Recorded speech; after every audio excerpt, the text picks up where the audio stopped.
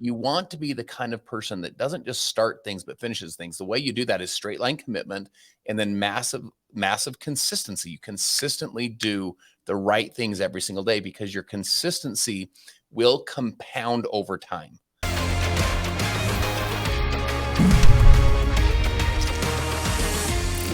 So on our show, we have Justin Prince. He's a global entrepreneur, and he's built 5 multi-million-dollar businesses that have all generated more than $2 billion in revenue.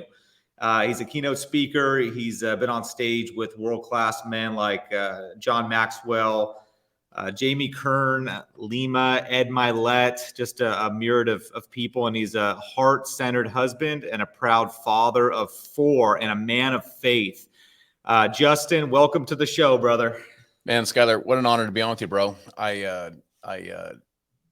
We connected, a few weeks ago, and I just instantly, I was like, this is my kind of guy. So anything I can do to support the great work that you're doing, the value that you're adding to really to everybody, because you're affecting men. And so, you affect a man and it starts affecting everybody. So I just really appreciate the great work you're doing, and it's an honor to be on with you. Yeah. Looking forward to this conversation. I've been looking forward to it for about 30 days. We talk about 4 pillar men, right? And people that really are aligned in their faith, their family, their fitness, and their finances. And you, my friend, are a 4 pillar man. I love getting those guys on this podcast and just kind of breaking down what worked. Like, what have you been doing that's working, and what doesn't work? And so let's kind of start there for fun. I got a couple questions. What would you say is an area or one of your biggest mistakes that you've made in your life? I like to start. I'm going to start hard right there. That's a long list, bro. We could take the whole podcast on that.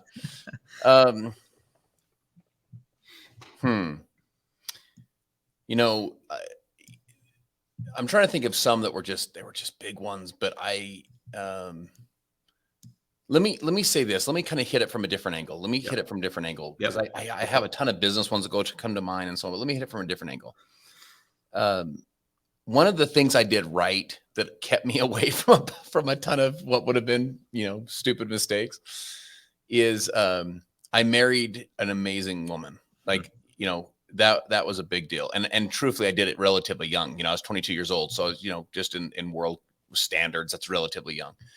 And I think that was a really important thing, because I didn't really have like those. I never went to college, so I never had like the college years where I'd made a bunch of kind of goofy decisions. Like, I kind of was just like, man, sort of focused, sort of hungry, and like was like kind of driven to like start succeeding and seeing if I could provide for myself and provide for my, in this case, a young family. So that kind of helped me to avoid a bunch of kind of catastrophic mistakes. With that said, I've had a million of them in business for sure. Failure, it's interesting. We're trained that failure is basically, we associate failure with in this case, failing, or failure is bad. It's negative. So the association is a negative association. And we get thrown into entrepreneurship or in business, and you really start to kind of make mistakes or start to fail. You start to like learn some stuff, and you start to realize that one of the things I've come to the conclusion of is failure is fertilizer, and it's not final, and your success grows in the fertilizer of failure. So you learn to like fail fast and like learn and adapt and grow and change. And so we've made a ton of business mistakes as we've grown our company, but we were able to luckily, grow and change and adapt and fix them and, pivot out of those and not keep making them over and over and over. I think that's when you really get yourself in trouble, is you just, you hunker down on bad decisions.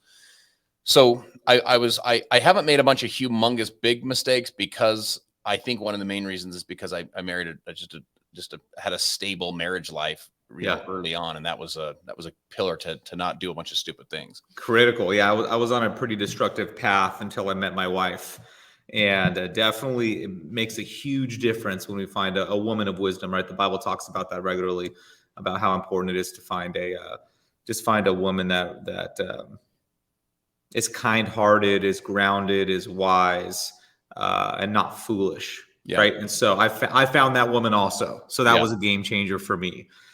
What would you say is a lesson or one thing you've done well then? So you found you scored, and that was a God thing, or maybe you're just incredibly good at picking women at 22. But What would you say? What would you say is something that over the years, right, has led to your success or has led to?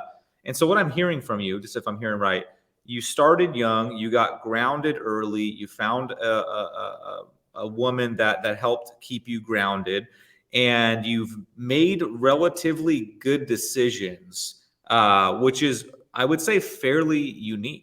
Honestly, like many people's stories are, right, the struggle and the challenge and some deep major failures, and so you've stayed right, kind of on track. You've made regularly good decisions and with many mistakes, Yeah. but you've prevented the major valleys. What would you say? And because that was my question, right? What do you feel you've learned to do well? I feel like that is what you've potentially learned to do well. How do you not go off the rails? Yeah. Right? How along this journey of creating success, how have you stayed on the path? Yeah. So when I think of like big mistakes, I think of like, big moral transgression or like big, just stupid decisions that you make. So, it has not been a straight arrow line, my first business failed. I was below zero financially. I have no college education, no professional background. I was working at my job as I worked at a mall kiosk selling animated Bible videos at a mall. That's like what I was the guy at the mall you tried to avoid eye contact with, and, was introduced to entrepreneurship when I'm 25. I just kind of go for it. First business ultimately fails. I'm below zero financially, back on credit cards, back on taxes. And I moved at that point, my pregnant wife and our now 2 kids into the loft above my wife's parents' garage. So I'm 27 years old. I'm a grown man. I live in the United States of America. And I got 2 babies sleeping in the closet. My wife sleeps in this loft. I have 2 part-time jobs. And I'm like chasing the dream to become free as an entrepreneur because I'd started another business. And I'm just grinding, dude, trying to, figure this thing out. And I'm wondering, I knew it was possible for other people to be successful. I didn't know if it was going to be possible for me to pull it off. And, my brother and his wife, and the little baby, he's got a pregnant wife right now and then a little baby. They came into town last night. They're staying at our house for the weekend. And he said to me once, there's a lot of things about you that I admire. And this is obviously a really, kind thing of him to say. He goes, but dude, your consistency, he goes, you're the most consistent person I've ever met. It was just like, he's like, you're just hyper consistent. And honestly, what I would share with you, if there was like one thing that I feel like I have done well, because I failed a lot. I made mistakes. You know how it is. You're trying to grind to kind of figure it out. Yep. Is I just was consistent. Here's a way to think about it. As this principle, it's what I call straight line consistency or straight line commitment.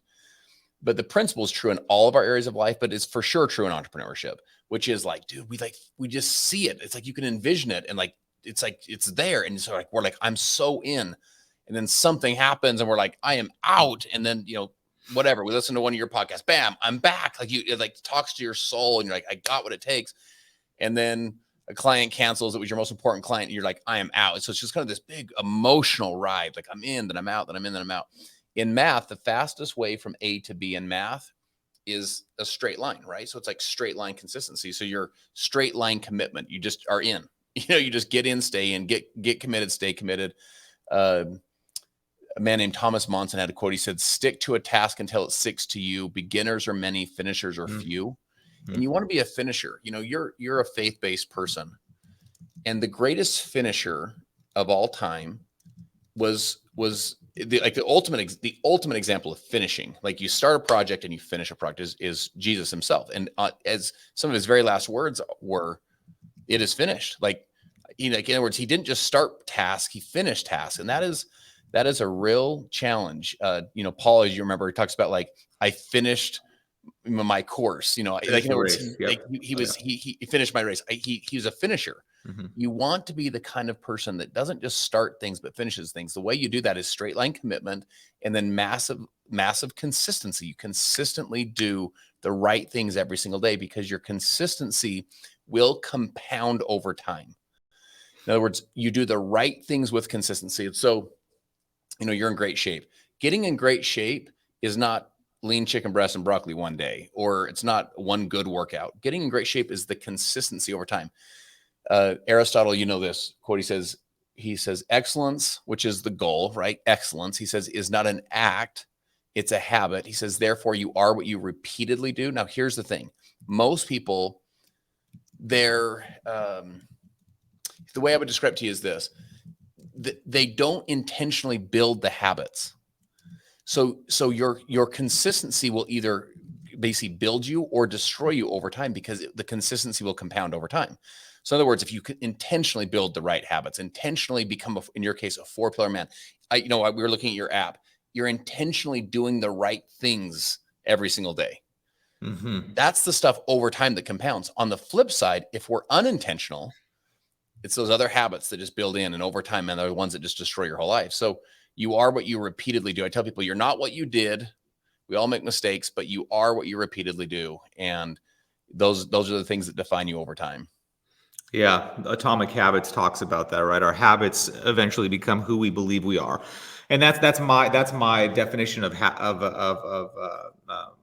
our identity. Yeah. Identity is who you believe you are, like who you believe you are. And what happens is that, and we teach this at our refinery event, but you become you are your habits. You're the sum of your habits. And so the more you do these specific things, it's very powerful. And yeah, we built the app, so it's good. And right, so you can know what to do and then still not do it. Right. So we get guys that come through our event, they end up joining our mastermind and coming and run with us for a year, 2, 3 years. And they have the app, they have the training, they have the accountability, they have all these things in place, which I've built everything in place to like give them the best chance to shift their identity, become this new version. And there's some guys, they still just don't do it. They're not following the process. They know what to do. Why do you think that is? Look, we probably all do this, in areas of our life. It's a cognitive dissonance where you know what you should be doing, but you're not doing it. Like we probably all do this at different levels of our life. I think the question is, there's really 2 questions I'd like to ask as I like go to that next step. Number 1, what is the attitude shift that I need to make right now that will move me closer to my goal? The attitude shift to me is this, Skylar. It's not, what sale do I need? It's not something external doesn't need to happen. So in other words, I don't need to go make the sale. I don't need to go get the client. I don't need to go close the account. I don't need to go get in shape. It's an attitude shift. The amount of passion I show up with, the amount of enthusiasm I show up with, the amount of optimism I show up with, like you can shift that stuff. Just like, let's go. Like, it's almost like the mindset thing of like, what attitude shift do I need to make right now to move me closer to my goal? Second question I like to ask is, what's the next right physical step I need to take? Because the secret to life and the secret to business is momentum. And so what happens is we know what we're supposed to do. We're not doing it, but we know what we're supposed to do. Why are we not doing it? Well, it's because we don't have any freaking momentum. It's like I want to lose 10 pounds. Well, the hardest one to lose is that freaking first one, right? It's like if you lost 6 or 7, that's like, dude, let's go 7, 8, 9, 10. Let's go. You got the momentum. If you need to lose 50 pounds, you lose 10, then 15, then 20. You got the positive momentum. The business, you have this concept or this idea, like, you know what you're supposed to be doing every day, but you just sit there and you're watching Netflix. You're like, freak, what am I doing with my life? What's the next right physical step? Physical step to me is not like, what do I need to think about? What do I need to prepare? What do I need to plan? No. Physical step is like, what physical step do I need to take? What email do I need to send? What call do I need to make? What relationship do I need to mend? Like, what is the next right physical step? The physical step will start to help you create momentum. So you can, instead of going only up the mountain, you start to finally start coming down it where you know what to do. And most importantly, you're doing it. You're doing the things that you know what you're supposed to be doing. So that to me that's the secret is creating momentum. You do it through attitude shifts, and you do it in my estimation through taking the right next physical step. By the way, what's the next question you would ask yourself when you do those? All right, what's the next, what attitude shift do I need to make to move closer to my goal? And then what's the next physical step? Then the next physical step, and then the next physical step, and then the next physical step, until you start creating that downward momentum. Love it. That resonates. What would you say from an attitude shift perspective? What have you seen to be the attitude shift that has the most power to move somebody? Look, from my perspective, there's different shifts that you have to make at different times of your life of kind of what's happening. I'll give you just a silly, quick example. I'm 21 years old. I'm selling these animated Bible videos. I sold them in the fall, heading through the kind of the holiday Christmas season. So this is back, man, this is 20 something years ago. So like the malls were super busy and there's a lot happening.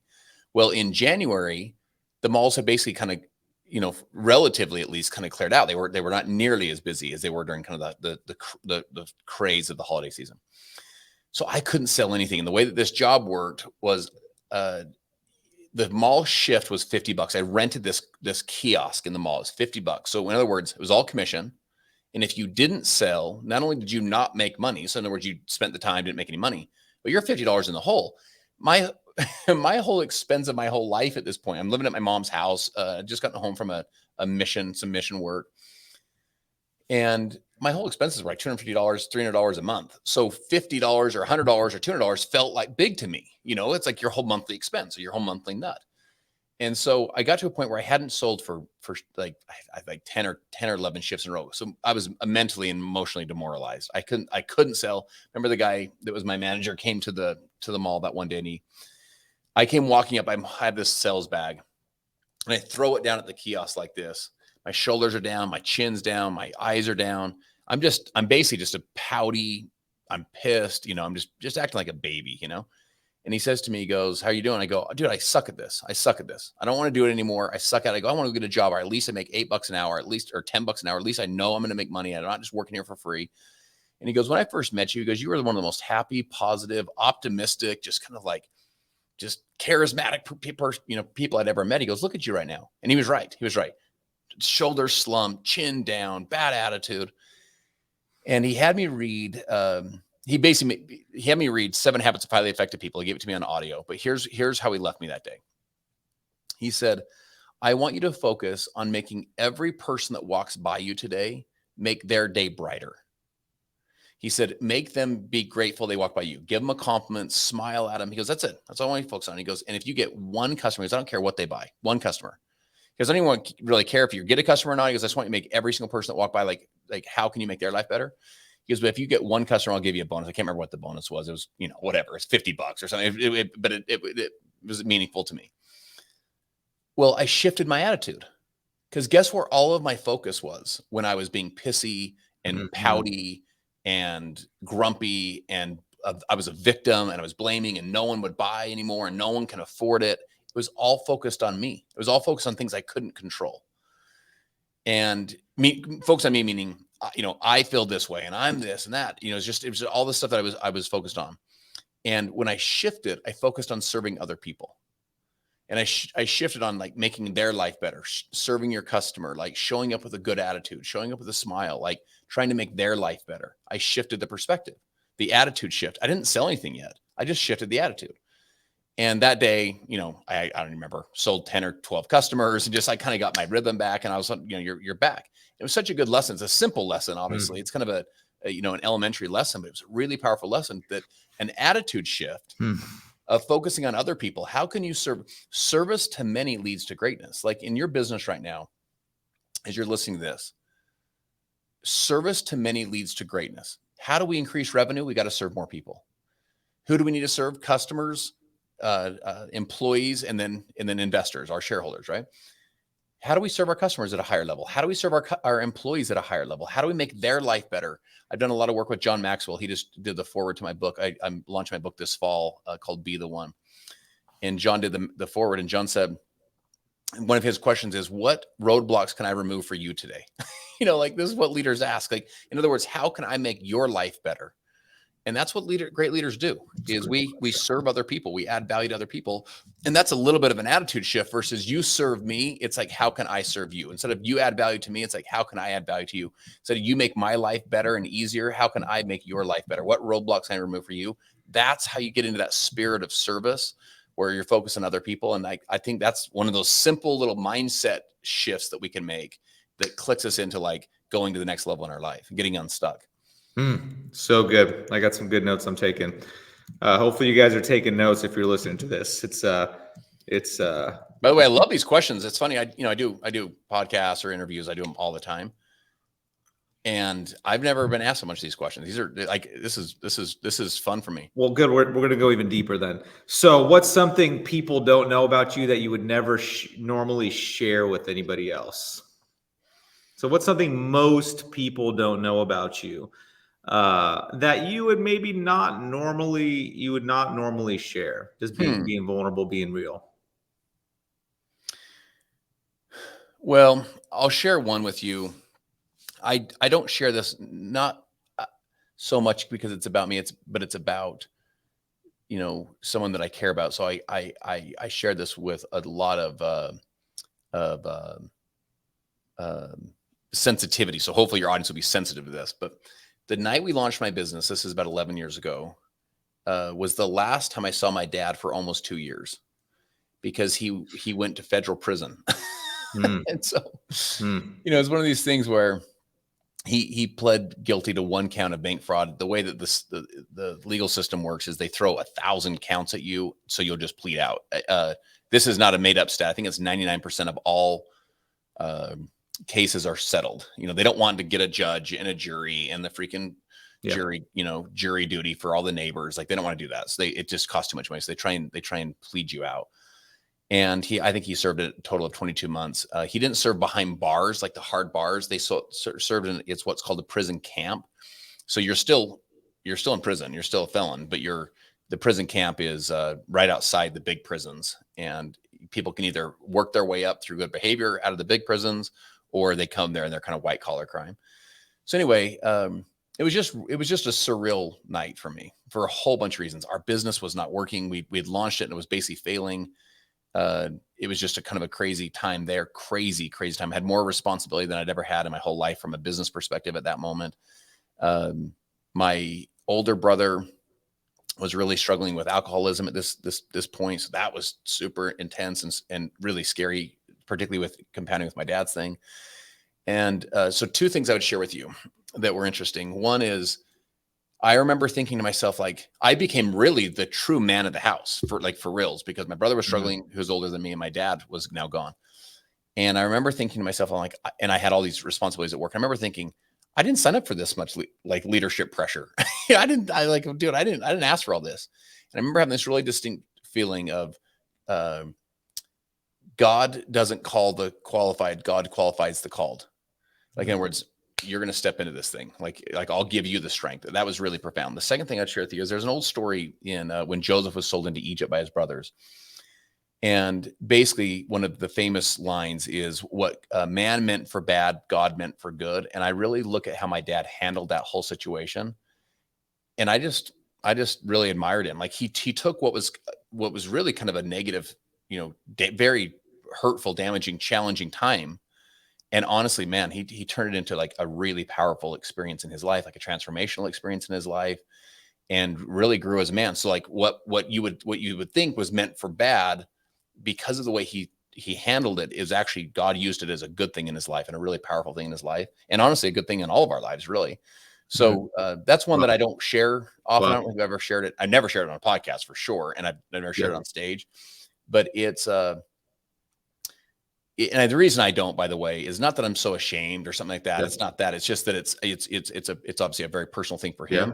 Yeah. But it's one of those great lessons that I've shared it intimately before, and I've had people come up to me like private. They're like, "Dude, that happened to me, or that happened to my dad." You sometimes don't recognize some of the challenges people have faced until they till you open up on some of those different things. Yeah, I appreciate the realness. There's a lot there. I've been doing some work recently with a lot of men around just being real and bringing things out into the light. There's so much power, right? Because there's so many men that right now are hiding, right? They're hiding just from their darkness or whatever they're ashamed of, or whatever they might normally not mention. And the thing is, what I found is that your situation is kind of unique, but and again, I appreciate that, is you have to have the thing more than it has you. And so if someone's not willing to share something, it has them. Many times it has them, right? So we do an exercise at our events where we get a chance to be real and super raw. And man, these guys, the things that they've been hiding, and we've had guys many times share things. They said, I've never shared this with anybody in my life. And the moment they get the chance to share that, right, confession, or just whatever happened to them, or whatever's going on, whatever thought they had, it is the most freeing, liberating thing that happens when we bring the things into the light, right? And so there's just so much power. I did that at our last convention. I actually did a whole exercise around that. Had everybody stand up, and I was, if they had done any of these things or had any of these things happen to them. Yeah. right in the middle of the room, did it all, turned down the lights, and man, it was very That's so surreal. cool. Just what happened in that moment, and so that's something that, yeah, I just love the just realness and rawness, man. There's just a lot of pain, a lot of darkness, a lot of challenges, and so when we can share some of those things, it just brings just humanity. Just helps us connect with humanity. We're all kind of in this thing together, and it's Yeah. a lot of crazy stuff happens. Yeah, absolutely agree with all of that. Absolutely agree. Yeah, and it's interesting how your mindset. I mean, it sounds like you have, like early on, you developed this champion mindset where when there was something painful or difficult, your auto response is bring it on. Like this is meant. Like I got. Like this is like God's qualifying me right now. Like it's really interesting, right? Because many times when people hit that level of pressure, they collapse. So somewhere you develop this really hardcore champion mindset that even during some very difficult times, you may stumble a little bit, but your almost auto response sounds to be like game on, right? Game on. It's time to rise. Here we go. Like this is it. All right, maybe you watched a lot of Rocky movies or Yeah, something when no you were a kidding. kid. I don't know. Yeah, no, I don't, it's a really interesting observation. And I don't want to shine any undue light on any, I'm like 1,000 miles from, where I want to be, let alone from like being perfect or anything like that. So any of that, but I'll share this with you. My parents got divorced when I'm 12. I'm sitting in a classroom. It's a math classroom. The teacher's talking. I remember I wasn't listening to anything this guy was saying. I just zoned out. And I'm looking out the window, and I remember thinking to myself, I'm like, huh. It was almost like you had like a little bad little angel on the one shoulder and like a little good angel on the other shoulder. The little devil angel's like, hey, dude, do you realize you can do whatever you want now? Like you can have sex, you can drink alcohol, you can like do drugs, like you can flunk out of school, you can hang out with whoever you want. And for the rest of your life, you can blame your parents, dude. Like this happened when you're 20, you're 12 going on 13, you're a teenager. Like And that's a tough time to have that happen, oh, man. it's a tough That's time, one dude. of Tough the time. There's a Yep, lot going on. It's like, yep. dude, you can like your family's moving around right now. You just moved in with your mom. Like, dude, you can do whatever you want. And for the rest of your life, you can blame this time. And then I had this little angel on my other shoulder. It's like, yeah, you can do that. That's true. But it's like, it's still your life. It's your life to live, dude. So it's like, you can do that, but you have to live in that life that you go create. So you also can like make good decisions and use this as like a reason to, to live a significant life. And you get to own the life that you choose. And I just remember thinking to myself, I'm like, huh, I'm going to choose just to like not do a bunch of stupid crap. And like, I'm just going to go for go for it a little bit and I'm going to own my life versus like blaming everyone else and like all of the things that happened to them or to me or whatever. And it's a hard shift, I think, for all of us to go from like kind of a victim to a victor mindset. But yeah, I'm going to pause you. So where did that come from? Right. That's so interesting, right? That's to consciously make that decision. Like I'm just curious, man, this is so good. Like where did that come from? That desire for good, this desire to be a champion, this desire to choose greatness, like or excellence, like where? I don't know. I mean, I don't know. I mean, as we have this conversation, obviously probably came from your parents, some of that, and came from your upbringing. But I think some of that stuff, particularly at that age, because you haven't built a lot of the success principles yet at that age. Yeah. You're just a kid. Yeah. But particularly at that age, I think it was just a little bit, you had some of the natural tendencies for that kind of stuff, just you kind of naturally were, your tendency was to try and win, and try and like live a significant life kind of thing. And you just naturally were, more of a leader kind of thing. Yeah. I do a lot of work. So I do a lot of work around childhood trauma, and most of our belief systems come into place by the time we were between 8 and 12 years old. Almost all of our belief systems are concreted into our psyche, into our mind, into our heart. And our new worldview is developed around that age. And then about 20% of our belief systems happen between about 12 and 18. Most of the belief systems are in that short-term range. So I do a lot of work around childhood. We do some visualizations. We do different events where we have childhood, just different exercises where we go back and kind of reprogram. We reprogram our minds. And so, yeah, that's why it just gets me curious. I'm just really curious, right? Because you had some good programming, and some from that came from somewhere. Yeah. Which is kind of cool. Yeah, like I said, I think some of it is a little bit innate, and then some of it is, is probably programmed in. And then, yeah, as you get older, you kind of build some of the success principles, so you can point back to, like, I made this decision here, and here's why, and like build on that one. At that point, you're just a kid, so I don't know if I can really point back to, like, yeah, okay, something that if you find out or you get clarity, like, hey, you know what, my dad drilled this into me, or my mom, or I got this from a mentor or a cousin or something like that. There was one my dad said for sure that was huge. As a young kid, I was probably 8. I said something to him where he felt like I was entitled. He felt like I was like, I don't even remember what the heck I said, but dude, he got like so intense. He like kind of gritted his teeth, and he's like, "You think the world owes you something?" I was like, I don't even know what you're talking about, bro. And he goes, "You think the world owes you something? Your last name's Prince." He goes, "No one owes you anything." He says, "The world doesn't owe you anything." He said, "If you're going to make something of your life, you're going to have to go out there and make it happen." And that did, I think, anchor in this idea of like owning your decisions, and like,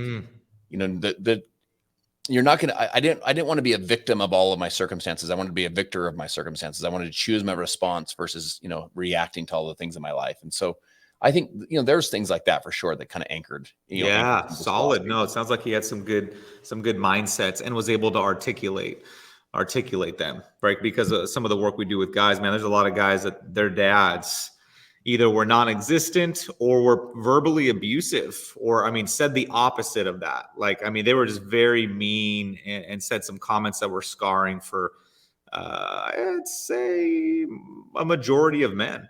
And so it's great to hear, right? Some just those positive, and now we run into a culture for the Gen Zers where there's probably a lot more positivity, but 20, 30, 40 years ago, dads were just didn't always build their kids up. So yeah, I'll kind of shift. That's interesting. I just love digging into that. I was going to say, you're getting into your coaching mode here.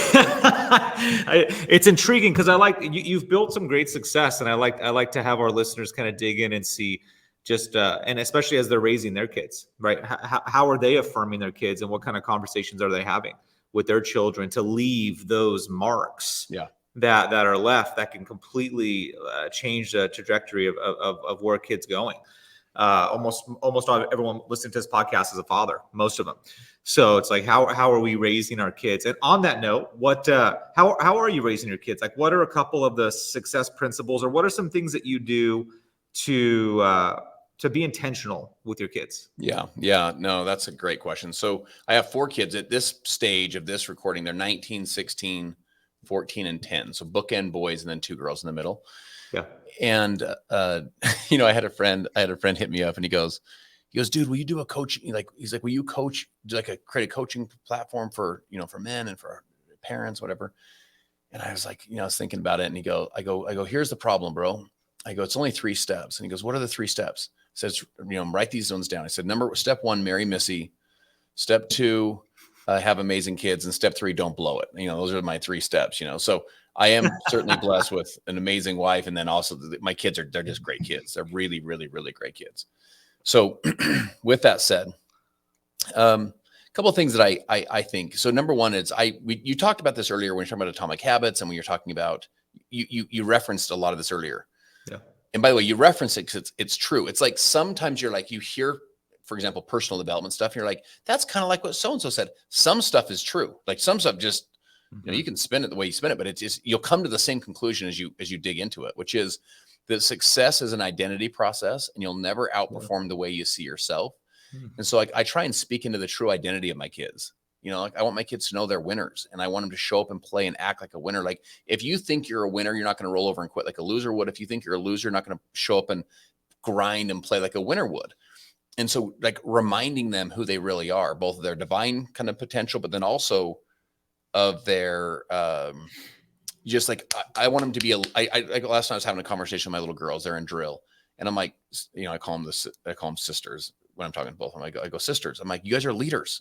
I'm like, I want them to remember, like, they're leaders. Like, you're a leader of the team, and leadership is not you're the captain of the team. Leadership is not you're the oldest on the team or whatever, or even the best dancer.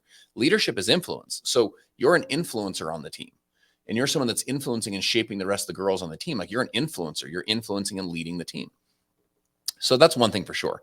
Second thing I've tried to do is to build really intentional time with my kids. And again, I'm not perfect at this. I'm not suggesting that I am, but intentional time with them to where, I'm investing that time. And it's hard, as men, we're out there providing, you're hustling, you're making it happen. You got a lot of responsibilities, a lot of pressures.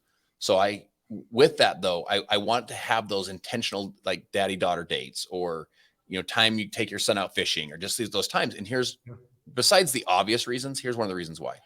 When you do need to coach him up a little bit, when you do need to tighten them up a little bit and help them, like, you can't do this or can't do that, or they're going through a hard time. If you haven't built some of that time, you're a little bit of a stranger, dude, at this point. So you're coming at them. You don't relate to them. They don't relate to you. You have to build some of those connection points to where there's the level of trust is there to where you can have that tougher conversation. Like my son who's 19, this kid, Skylar, this kid's for reals. This kid's no joke. This kid I can't wait for you to meet him. He's doing some mission work right now in West Virginia, but this kid's no joke. He's just a really, really wonderful person. He's a great kid. This kid's going to do some great things. So anyway, with him, whenever I would tighten him up, one of the things about him that I admired the most, when I say tighten him up, just like, yo, son, you can't do this, or you can't do that, or do this, whatever, tighten him up. And I try and do it in a constructive way. But he'd built so much identity. There was so much trust. And then the thing that he had that I thought was so unique is he literally never was like, you know what, screw you, Dad. Never once. This kid would just basically say, yes, sir. He's like, got it, done. And just would apply it, just like, boom, and apply it. But again, I think a lot of that came from the level of trust he and I had. Yeah, the relationship. He knew that I was where I was coming from. He knew I wasn't just nitpicking and just being I wasn't, being a bully or just he knew, like, I had his best interest at heart. One other quick thing I would share that I think is really practical is one of the philosophies I live by, and I do this in my business too, but always recognize what you want to see more of. So you always recognize what you want to see more of. So in a business, if one of your employees does something great, make sure you recognize that stuff. Why? Because you want to see more of that. And people, sometimes there's an old saying says, grown men will die for recognition and babies will cry for recognition. Like, there's power in just seeing people, that you're seeing what they're doing. So one of the things that can happen to us as parents is we nitpick a little bit. So for example, we're like, dude, tie your shoes, like, make your bed, like, dude, put away your dish. Like, what the heck? And you'll notice most of these interactions are basically negative. You're basically coaching them up. And by the way, I'm not even saying you shouldn't coach them up on their bed or their shoes or, brush your teeth. Like, what's the deal? Like, in other words, but these interactions are more like withdrawals than deposits. And versus recognizing the things they do well. So for example, you'd say, hey, son, hey, daughter, thank you so much for cleaning your room. Your room looks really clean. I really appreciate it. And remember, they still need to put the dish away. They still need to tie their shoes. They still need to brush their teeth. They still need to do all these things, but you recognize the things that you want to see more of. And so you're putting in what deposits, like, it's positive. And then when you can say, hey, by the way, can you put the dish away? I need you to put the dish away. Like, it's a way that we show respect for the house. You can give them your little speech, but the point is, it's not just all like nitpick, and then, very little deposits. You want to always be recognizing all the things that they're doing right, all the things that they're doing well, the fact that they're working hard at school, the fact that they're trying their best. Like, find ways to recognize all that stuff and cheer that stuff on, so that when you do have to coach up a little bit and tighten up a little bit, that's not all they're hearing from you, is that you turn into like just a nagging parent, all the time. So that's a simple thing. That's great advice. It's interesting because many times, right, guys were not affirmed by their fathers, right, or recognized by their fathers. So they have a hard time sometimes recognizing their kids are really, like, from a heartfelt way, pouring in eye to eye and recognizing their children. So that's great advice. I love that. What now to the business side, we got a lot of guys, and we'll start to wrap up pretty soon. we have a lot of guys, they're focused professionally, right? They want to build their business, they want to build their career. And they just want to be the best human being that they can be. So do you have what is what would you say is a formula or a process, or what do they need to be working on? Consistency you talked about, which is fantastic. Identity you talked about. Is there anything else that's a key component of just creating success overall in life? There's a 3C loop. Starts with confidence. The foundation of success is believing in yourself. Do you believe in you? Would you invest in you? Do you believe you have what it takes? And there's levels of certainty. There's basically 5 levels. So the lowest level would be it's impossible. If your confidence level is that it's impossible, you're not going to put much time or effort into it. Next one up is possible. You got to believe it's at least possible. Have enough confidence it's at least possible. Next would be improbable, which means it's possible, but it's improbable I'm going to succeed. And then next from there would be probable. Like I have confidence level, it's probable. And then last would be inevitable. I'll share with you, like, Skylar, if you were to go start a new business tomorrow, your confidence level that you're going to succeed would basically be 100%. And the reason why is because you'd be like, yo, my success is guaranteed. It's inevitable. Because you know the success principles. You know what it's going to take. You would know the grind going in. You'd be like, yo, I got this, which means you'd put in the step 2, which is the second C, which is commitment. Your commitment would be 100%. You'd be 100% committed. On that confidence level would be so high, you'd be 100% committed. Confidence. So the Greek word, we actually do some training around this, is to trust in. So the Greek of confidence is to trust in, the core part of the Greek word. And so to trust in yourself. Yeah, absolutely. Right. So to know that you'll figure it out, to have that level exactly of trust. Right. So powerful. And by the way, that trust comes from, like, the more committed you are, the more confident you are, the more committed you are, because you basically are like, yo, I got this. I know I'm failing right now, but I'll figure it out. Like, I trust in my ability to do hard things. I trust in my ability to adapt. I trust in my ability to figure things out. And then that leads to the third C, which is competence. So competence is you build skill above your talent. You want to build new skills, become better. The Kaizen principle, the Japanese word, basically means continual improvement. You're just constantly improving. You're constantly getting better. You're constantly reinventing yourself. You're constantly adapting to the changing, landscape that you live in. The more skills you build, the more competency you build, the more confident you become. The more confident you become, the more committed you become. The more committed you become, the more you're like committed to like new skill sets and new competencies. The more, so it becomes a self-fulfilling loop. And let me share this for anyone that's hearing this saying, okay, that all makes sense to me, but I don't have a lot of confidence right now. Like, I don't have a lot of confidence in myself or in my ability. Here's what I want to share with you. There's a 4th C, which you can use to start, which is courage. And our families need more dads with courage. Our nation needs more men with courage. Like, you can be a man of courage, where courage is, I don't yet have the confidence, but I still do it anyway. Courage is, I take the step without knowing exactly how thing's going to play out. Like, using you again as the example, if you started a business, your confidence level would be so high. Do you want to know why? Because years ago, at some point in your life, you had enough courage to start the process and get the ball going. And that's what created the confidence. So you can lean into courage until you build your confidence, but confidence ultimately will be the foundation of your success. Beautiful. I love that. I love that. The power of momentum and the 3 C's. Mind if I share that with some people sometimes? Yeah, of course. It's a valuable tool. Yeah, because it's not just overall confidence, because you could lack confidence in one area, right? Maybe it's public speaking, right? You don't have confidence, or maybe it's a certain area. But overall, what's powerful is if you have confidence, I think, in your overall ability to learn something new. And the only way you get good at that is by trying to learn something new, right? It's by practicing something new. It's by doing something different. It's by stepping out of your comfort zone. And so for the people that are listening, right, whether it's launching a new business or taking your business to the next level, hiring an employee, maybe you're hiring an executive level employee and you've never done it before, right? That's building that confidence will come with you trying new things and practicing the art of just being, taking a risk and then proving that you can do it. You're going to fail. You're going to miss the mark sometimes, but you'll eventually hit the mark enough times to where that confidence, your overall confidence, will increase. Yeah. Love it. Love it. Justin, man, this has been fun. What's one thing that you're working on and then I want to make sure I give the audience your information, but what's one thing that you're working on that you're really excited about? Yeah, so I'm launching my book here in September, which I'm really fired up about. I just feel like it's a book that's going to add a ton of value to a ton of people's lives. The book is called Be the One.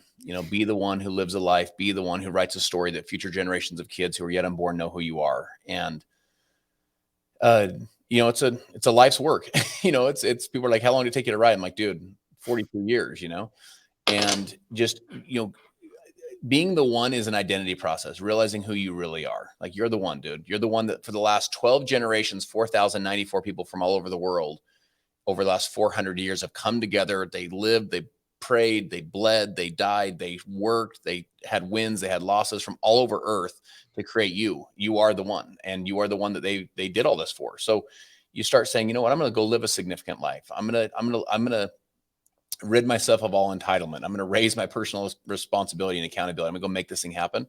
So I'm super fired up about that. I think that's going to be something that will be one of those things that outlives you. You want to plant trees, you want to write books, you want to do things that are, they're going to be here a lot longer than you are. Have children, for example. Like, you want to do things that outlive you, and that this book certainly will be. So I'm excited about that for sure. Here at the end of September.